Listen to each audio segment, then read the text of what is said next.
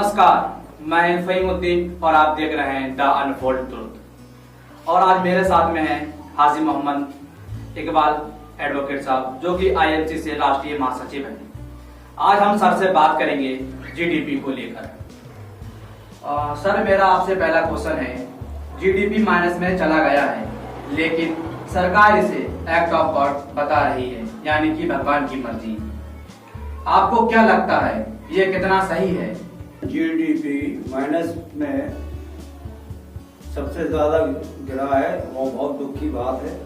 और ये प्राकृतिक आपदाएं, प्राकृतिक मुसीबतें आती रहती हैं, तो इसका मतलब ये नहीं कि इतना गिरावट आ जाए। और इसका मैं मुख्य जिम्मेदार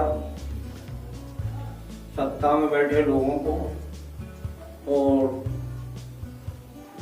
अधिकारियों को मानता हूं, क्योंकि सिस्टम में बेईमानी ज्यादा है। मन में जहां बेईमानी और खोट होता है तो वहां सही लाभ नहीं पहुंच पाता जनता तक, और उसकी वजह से ये है। सर, मेरा अगला क्वेश्चन आपसे है, क्या अर्थव्यवस्था सुधारने के उपाय निकाल पाएगी सरकार? अब ये तो सरकार की इच्छा शक्ति के ऊपर है।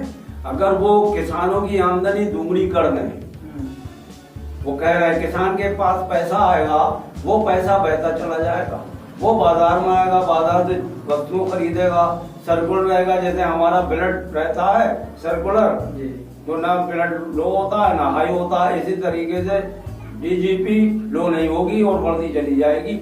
और किसानों की आमदनी दूनी कर पाना संभव नहीं है, क्योंकि ये जंगली पशु जितने हैं वो किसानों को बहुत ज्यादा फसलों को नष्ट कर रहे हैं। सर, नोटबंदी और लॉकडाउन ने देश की अर्थव्यवस्था को कितनी चोट पहुंचाई है? देखिए, नोटबंदी पर पहले से ही प्लान किया गया और उसका लाभ बड़े बड़े नेताओं ने उठाया और बैंक मैनेजर ने उठाया। बैंक डोर से वो नोट बदले गए।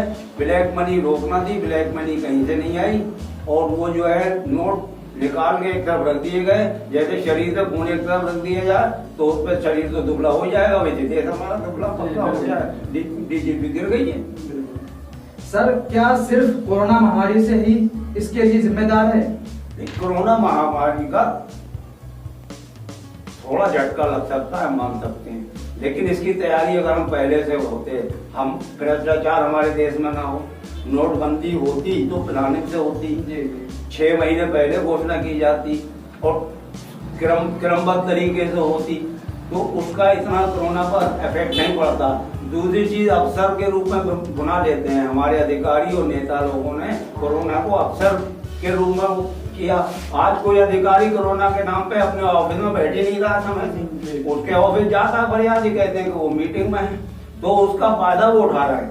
उधर कोरोना के मारे डॉक्टर सबसे ज्यादा अमीर हुए हैं और पुलिस सबसे ज्यादा अमीर हुई है। इन्हीं लोगों ने पैसा बटोरने का काम किया है। जनता का पैसा सब इनके जब उसमें चला गया तो फिर क्या है, कोरोना का मरीज को ना तो उसे रिश्तेदार को देखने दे रहे हैं और ना जो है उसको उसकी बॉडी वापस कर रहे हैं। बॉडी पहुंचाने के लिए अस्पताल से घर 6,000 रुपया उससे वसूला जा रहा है। एक किट जो है वो 1500 की दी जा रही है, 3 के को दी जा रही है। तो इससे डीजीपी डाउन तो होगी, जनता का तो पैसा आपने खींच के अलग रख लिया और चेकिंग के नाम पे उस पेड़ बहुत किया जा रहा है आम जनता का। तो ये सब चीजें नहीं होना चाहिए, इससे भी असर पड़ रहा है डीजीपी पे। सर, क्या लगता है अर्थव्यवस्था में गिरावट का सिलसिला थमेगा?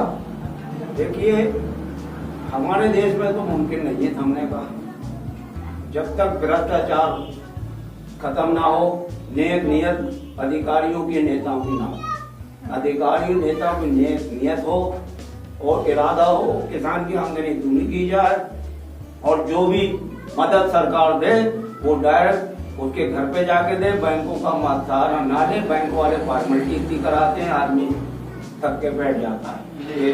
तो ऐसी स्थिति में गांव में बहन जाएं, डोर टू डोर जाएं, घर घर जाएं, जो भी घर में बेरोजगार है, यूपी है, उसको जो है काम देने का काम करें, उसकी निगरानी का काम करें, तब सुधार होगा। बहुत बहुत शुक्रिया सर हमारे जुड़ने के लिए।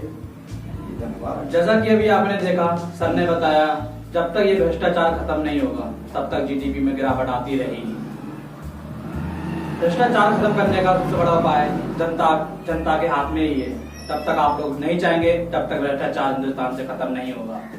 इसी के साथ देखते रहिए आप द अनफोल्ड ट्रुथ। मैं हूं फहीमुद्दीन, कैमरामैन शिव सिंह के साथ। नमस्कार।